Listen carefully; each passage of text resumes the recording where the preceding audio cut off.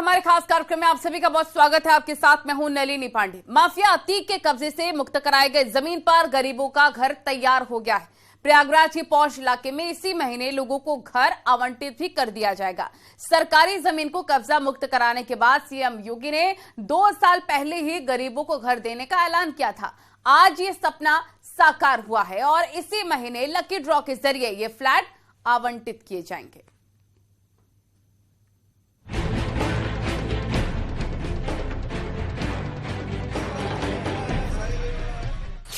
प्रयागराज के पौष इलाके में भगवा रंग में रंगी ये वही बिल्डिंग है जो माफिया अतीक से मुक्त कराई गई जमीन पर बनी है। माना जा रहा है कि देश का पहला हाउसिंग प्रोजेक्ट है जो अवैध कब्जे से जमीन मुक्त कराकर बनाया गया है। 2 साल पहले सीएम योगी ने माफिया से मुक्त कराई गई जमीन पर भूमि पूजन किया था। सीएम योगी ने तभी ऐलान कर दिया था कि माफिया से मुक्त कराई गई जमीन पर गरीबों को घर मिलेगा। आज वो सपना पूरा हो रहा है। किसी माफिया के कब्जे से जमीन मुक्त कराकर गरीबों के लिए आशियाना बनाए जाने का देश का पहला प्रोजेक्ट लगभग बनकर तैयार है। माफिया अतीक अहमद के कब्जे से लूकरगंज में 1731 वर्ग मीटर जमीन मुक्त कराई गई थी और सीएम योगी आदित्यनाथ की घोषणा के मुताबिक इस पर गरीबों के लिए आशियाने बनाए जा रहे हैं। प्रधानमंत्री शहरी आवास योजना के तहत प्रधानमंत्री शहरी आवास योजना के अंतर्गत अफोर्डेबल हाउसिंग स्कीम के तहत माफिया अतीक अहमद के कब्जे से मुक्त कराई गई जमीन पर कुल 76 फ्लैट बनाए गए हैं। 4 मंजिला बिल्डिंग के 2 टावर बनकर लगभग तैयार हो गए हैं। एक फ्लैट लगभग 41 वर्ग मीटर में बनकर तैयार हुआ है। इसमें 2 कमरे, किचन और टॉयलेट बने हैं। क्योंकि भूमाफिया की जमीन पे खाली कराया गया था, ये सरकारी जमीन थी, नजूल की जमीन थी और इसको भूमाफिया से खाली करा के और इस पे जो है जो आम लोग हैं, जो इकोनॉमिक वीकर सेक्शन के लोग हैं, जो गरीबी रेखा से जो नीचे के लोग हैं, उनको जो है पहली बार जो है इसमें मुहैया कराया जाएगा और शहर के बीच में है। सबसे अच्छी बात है कि जो है इसकी लोकेशन बड़ी अच्छी है, प्राइम लोकेशन पे है, इसलिए इसकी डिमांड बहुत ज्यादा है। आप समझ सकते हैं कि 76 फ्लैट के अगेंस्ट जो है 6060 लोगों ने आवेदन किया है। देश का ये पहला ऐसा प्रोजेक्ट है जो किसी माफिया के कब्जे से सरकारी जमीन को मुक्त कराकर गरीबों के लिए आशियाना बनाया गया है। इस प्रोजेक्ट का शिलान्यास 26 दिसंबर 2021 को खुद सीएम योगी आदित्यनाथ ने अपने हाथों से किया था। इन फ्लैटों को पाने के लिए लोगों में क्रेज का अंदाजा इस बात से लगाया जा सकता है कि 76 फ्लैटों के लिए 6060 लोगों ने आवेदन किया था। अभी ये टोटल जो है 76 फ्लैट बनाए गए थे और इसमें जो है आवेदन किए गए थे लॉटरी के लिए, जिसमें 6060 लोगों ने आवेदन किया, जिसका वेरिफिकेशन भी हो गया है और इसी माह हम लोग जो है इसकी लॉटरी कराएंगे।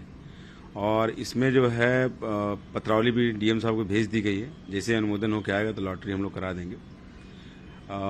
ये फ्लैट लगभग बन के तैयार हैं और फिनिशिंग वर्क अंतिम चरण में है और जैसे ही लॉटरी होगी हम लोग जो है इसको कब्जा दे देंगे। इस बिल्डिंग में 76 परिवारों के रहने के लिए पूरा इंतजाम रहेगा। ये बिल्डिंग पूरी तरह से ग्रीन बिल्डिंग होगी जिसमें लोगों के लिए कॉमन हॉल और पार्किंग की भी सुविधा उपलब्ध होगी।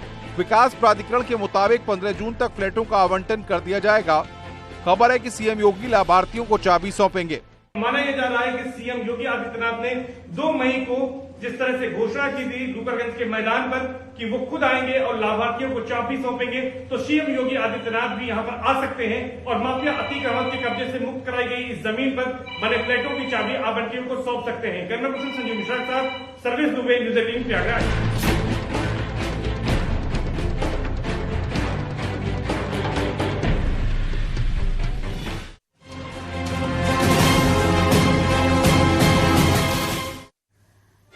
माफिया अतीक अहमद और उसके भाई अशरफ के अंत के बाद भी उसके गैंग का आतंक खत्म नहीं हो रहा है। आईएस 227 अतीक गैंग के गुर्गे आज भी लगातार वारदात को अंजाम दे रहे हैं। गिरोह के लोग लगातार रंगदारी वसूलने, साथ ही जमीन कब्जाने और साथ ही गवाही से रोकने के लिए वारदातों को अंजाम देते हैं। सूत्रों के हवाले से ये भी खबर है कि अतीक अशरफ के अंत के बाद शाइस्ता इस गिरोह का संचालन कर रही है।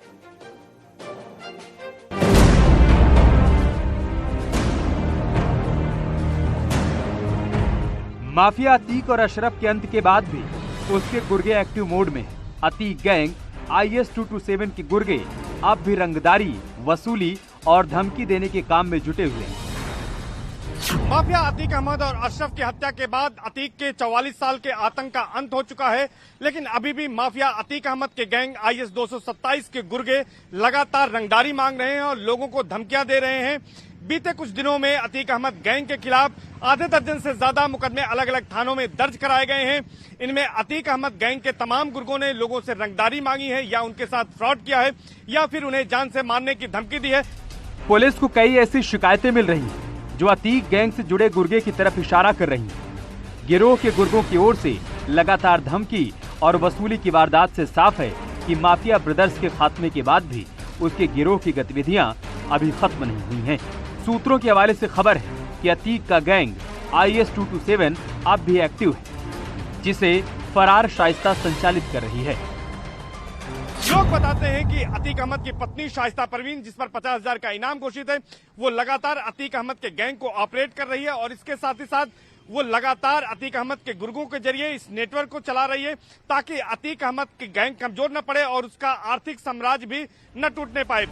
अगर IS 227 गैंग के अपराध को देखें तो अतीक अशरफ के अंत के बाद एक महीने में प्रयागराज में करीब 7 से ज्यादा केस दर्ज हुए, जिसमें 26 अप्रैल को मोहम्मद मुस्लिम के खिलाफ केस दर्ज हुआ, 10 मई को कम्मू और जाबिर पर केस दर्ज हुआ, 12 मई को एक वकील ने रंगदारी का केस दर्ज करवाया, 20 मई को अतीक के वकील विजय मिश्रा पर केस दर्ज हुआ, 28 मई को राजू पाल मर्डर केस में गवाह से रंगदारी का केस दर्ज हुआ और अतीक के पड़ोसी ने भी गुर्गों के खिलाफ रंगदारी का केस दर्ज करवाया। बताया जा रहा है कि अतीक के गैंग को शाइस्ता हैंडल कर रही है, जिसके गुड्डू बमबाज और 5 लाख के इनामी शूटर साबिर और अरमान मदद कर रहे हैं। बताया जा रहा है कि इस काम में उसकी मदद बमबाज गुड्डू मुस्लिम कर रहा है। इसके साथ ही साथ 5-5 लाख के इनामी फरार साबिर और अरमान भी शाइस्ता परवीन की लगातार मदद कर रहे हैं। माना जा रहा है कि शाइस्ता परवीन ही अब गैंग को ऑपरेट कर रही है। अब सवाल है कि अतीक अशरफ की हत्या के बाद गैंग को शाइस्ता कैसे ऑपरेट कर रही है, क्योंकि सूत्रों के हवाले से खबर है कि शाइस्ता लगातार ठिकाने बदलने के साथ साथ मोबाइल का इस्तेमाल नहीं कर रही। बड़ा सवाल यह है कि 100 दिन से फरार चल रहे और पुलिस को चकमा दे रहे शाइस्ता परवीन और तीनों शूटर्स कहां पर हैं, ये पुलिस के लिए एक पहेली बनी हुई है। माना जा रहा है कि तीनों अब मोबाइल का इस्तेमाल नहीं कर रहे हैं, जिसकी वजह से सर्विलांस के जरिए भी पुलिस की जांच एजेंसियां इन तक नहीं पहुंच पा रही हैं। ऐसे में जरूरत इस बात की है कि अब पुलिस अपनी रणनीति के बदले तभी इन आरोपियों को पकड़ा जा सकता है। कैमरा पर्सन संजीव मिश्रा के साथ सर्विस दुबे, न्यूज 18 प्रयागराज।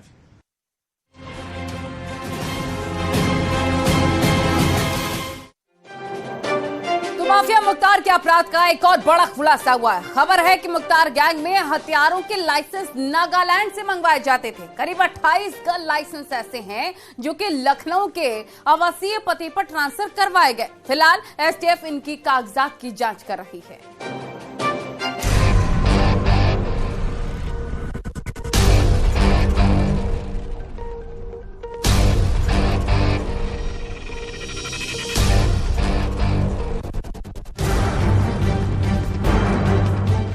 माफिया मुख्तार अंसारी के कारनामों का एक और बड़ा खुलासा है।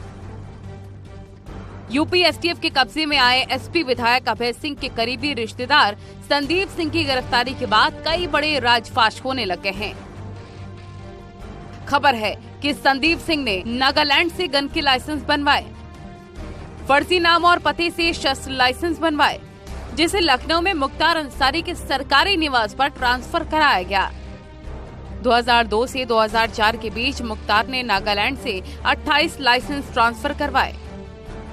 गिरफ्तारी के बाद सपा विधायक के करीबी रिश्तेदार संदीप सिंह जांच के घेरे में हैं। पड़ताल में STF को पता चला है कि साल 2002 से 2004 के बीच में मुख्तार और उसके गैंग से जुड़े हुए 28 लोगों के शस्त्र लाइसेंस नागालैंड से बनवाकर यूपी ट्रांसफर कराए गए थे, लेकिन अब जब उन शस्त्र लाइसेंस के कागज ढूंढे जा रहे हैं तो वो मिल नहीं रहे हैं।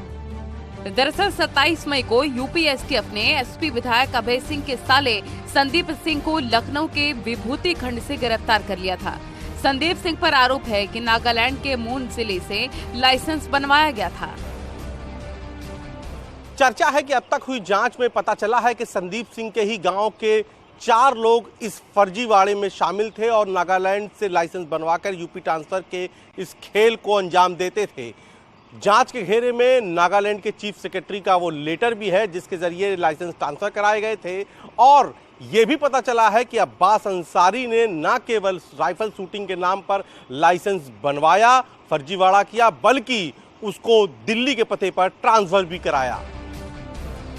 7099 नंबर का लाइसेंस नोक्योको के नाम से बनवाया गया था, जिसे 7 जून 2004 को 107 बी दारुल सफा के पते पर ट्रांसफर किया गया। इसके साथ ही फैजाबाद से राजेपुर गांव के पते पर बने लाइसेंस को भी मुख्तार के पते पर ट्रांसफर करवाया गया।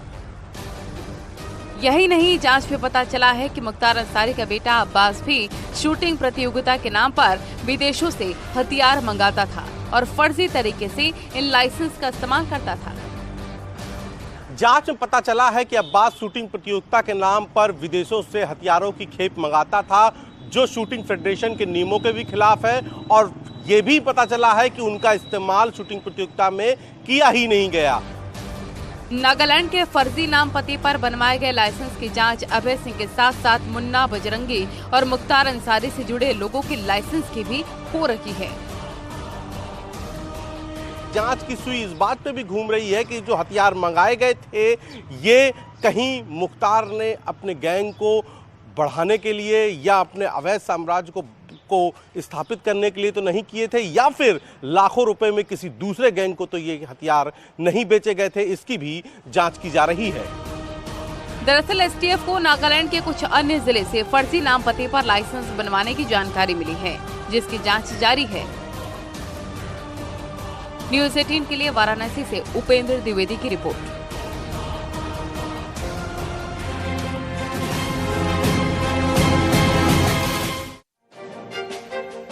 और वहीं सहारनपुर में स्पा सेंटर के नाम पर गंदा खेल चल रहा था। शिकायतें लगातार आ रही थी तो पुलिस ने एक साथ कई सेंटरों पर छापा मारा। जो सामने आया वो चौंका देने वाला था। देखिए।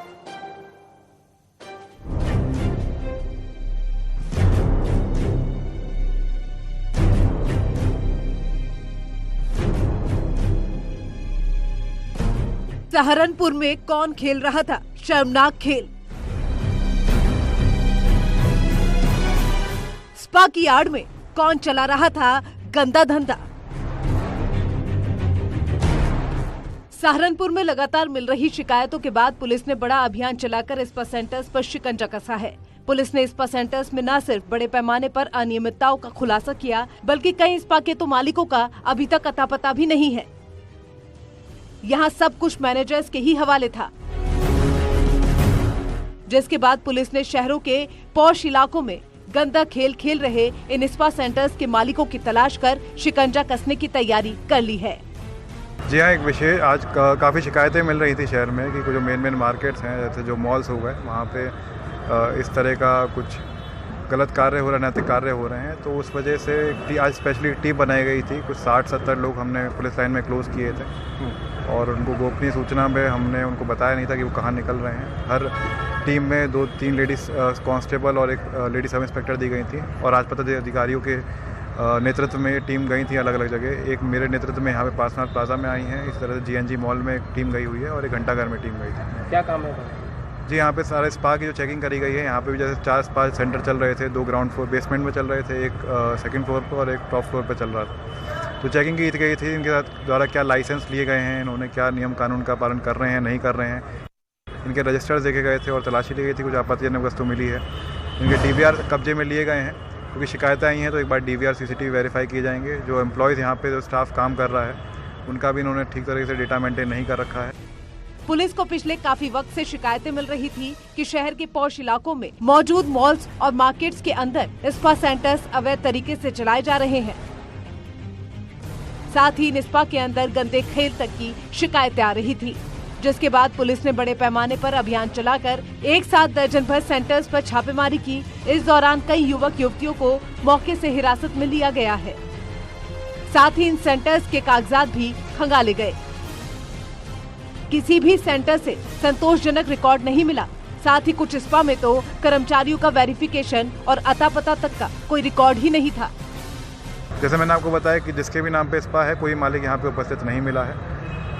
उनके तरफ से काम करने वाले यहाँ पे या तो छोटे बहुत मैनेजर या स्वीपर या क्लीनर टाइप लोग मिले हैं और जो उनकी तरफ से काम करते हैं। तो एक बार पहले पूरी जांच पड़ताल हो जाए, फिर इसमें देखा जाएगा कि इसके कुछ अनैतिक कार्य हो भी रहा था या नहीं हो रहा था। अगर उसके कोई सेटिस्फैक्ट्री जवाब नहीं मिल पाता है तो देखते हैं मालिक पे क्या कार्रवाई हो सकती है।